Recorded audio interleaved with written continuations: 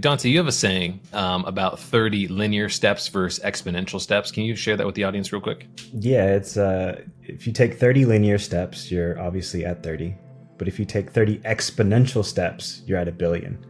And the thing with artificial intelligence is we're in the very early stages, infancy, but we can see a world where this thing becomes exponential really quickly as artificial intelligence starts feeding back onto itself and training itself. And we're already seeing that by large companies like OpenAI and some of the stuff that they're building.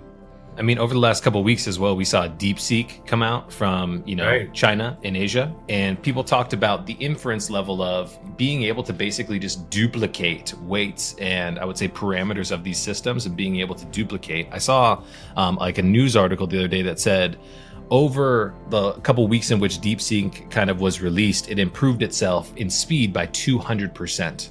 And so when we think about how this technology, like Dante said, is compounding upon itself to make improvements on itself and just the use cases are going to explode, what do you say to all the people out there who say, I mean, like AI's out there, but we really shouldn't be paying attention to it? Doesn't that seem like a very naive mindset as we kind of move into 25, 26, 27?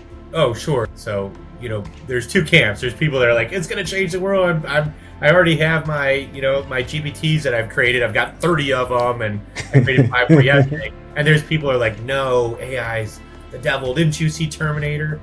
Right?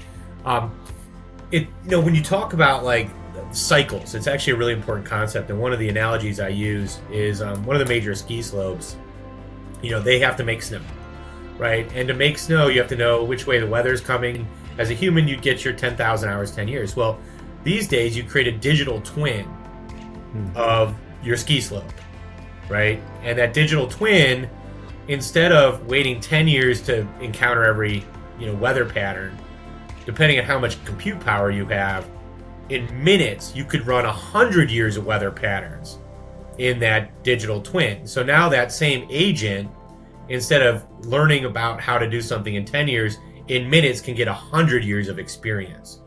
So we're starting to see, like, when you look at DeepSeek, that, and by the way, they did with DeepSeek, they said, well, it only took 5 million, what took OpenAI 500 million, right? But, the more you peel back the layers, you find out that it probably cost them 500 million too.